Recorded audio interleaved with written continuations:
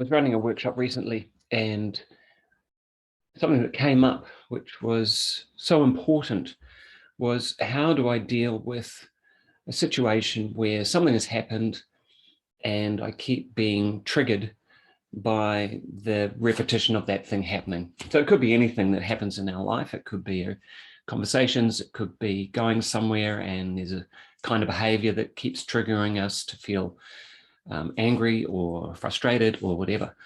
And the answer to that can be, not always, but it can be internal representations. So very quickly, there's an image behind me. And of course, I'm not in Italy, but it's a nice image from Italy.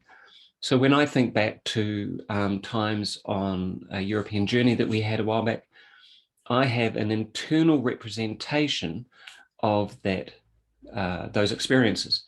And many were similar to what's behind me. So small alleyways, beautiful colors, cobblestones, maybe a Vespa here and there. And how I remember those really dictates the feelings I get when I see a similar image. And so my internal representation of the experience I had continues to define how I feel about the experience I had. So if, for example, I had this experience behind me and it was a very grey day, and there was rubbish in the streets, and there was, and there was paint falling off the walls and a drunk sitting in the corner or something like that, then my internal representation would be quite different to the one that we had behind us. And the feeling I have with respect to that internal representation would be equally different. So when we're talking about how we feel about something that's happened, or how we feel about something, something that's happened or something that we've experienced, it more often than not relates to how we are remembering that event and what the internal representation of that is. So, for example, and what can happen is that we end up having a default position, meaning that this image behind me is a perfect example of a default representation of the experience I had whilst overseas. So if I am triggered into, like I see an image of Tower of Pisa or Rome, I'm kind of triggered into this kind of representation behind me. It's a little bit romantic. The whole experience was pretty romantic. It was pretty amazing. There was some places were pretty rough, but there was a kind of a general sense of there was color, there was energy, there were plants, there was Vespas, there was all sorts of things. It was quite dynamic. And so the feedback is that what if we had an experience like this that was not this romantic?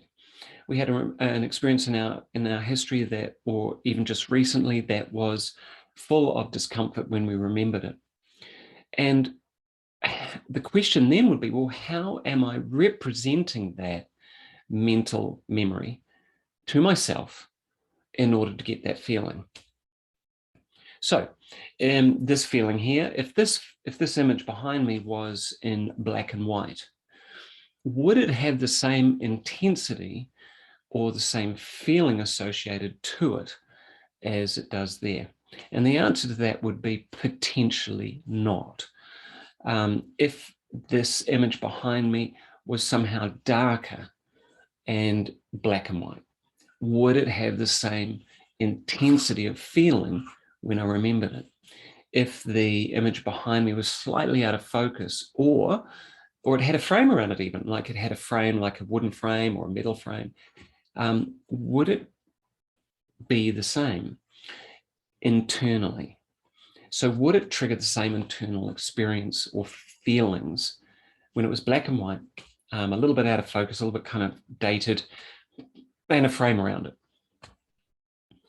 Now, as soon as I do that with this image behind me, I now have more than one representations of this memory. I have more than one. And because my mind and body are quite interested or curious about finding the representation that feels the most comfortable or the least problematic, it'll start to default away from that which creates the negative feeling. So if this image behind me was dark, was miserable, there was rain falling, there was a drunk in the corner, and there was paint falling off everything outside of the romantic aspect of that, and I suddenly changed it to this image, there'd be a distinct difference in how it feels. And as soon as we do this, we are changing the potential memory from a default position, i.e. only one memory, to multiple options. And as soon as we have choices around that, then we potentially have choices as we move forward into contexts where we could be triggered into that old default. So instead of being triggered into the old default because we now have options, we may be triggered into one of the new options, one that feels less problematic, one that feels less uncomfortable, one that feels more comfortable, one that feels more removed or distanced. And that's the key thing here. When we are defaulting or triggered into a default position, we're more often than not, we're triggered into the first person memory. That is, being in my body, seeing the experience through my eyes. When I create multiple changes to that default position, so I make it black and white, I make it sepia tone, a little bit darker or even brighter, then what happens is I now have more choices around how to remember that, and that will mean that my triggered response will be less and less likely to go to the more uncomfortable. It's going to go to that which is more removed. That's what I was saying. So when we create more options about how we're internally representing that memory, we will find that we'll become more and more removed from the original default position of that memory. So it's just something to try out. Now, generally when we're thinking of a past experience, we're thinking of it visually. We're thinking of it in a movie or a still image, and then we'll add color. And color structure, the structure of that image is actually what we want to change. We want to change maybe color, brightness, even distance. We want to change things like clarity, focus. And it's really hard to feel something about an image that's really out of focus. And yet right now I can mentally imagine that picture behind me quite out of focus. And as soon as I do, it loses a little bit of its romantic intensity. If I imagine this as a sepia tone, black and white, it actually kind of lifts the emotional intensity because it's kind of old and romantic, but it kind of removes it a bit. It makes it a little bit more distant for me. And this is something that when we play with our internal representations, we get the opportunity to run our brain differently.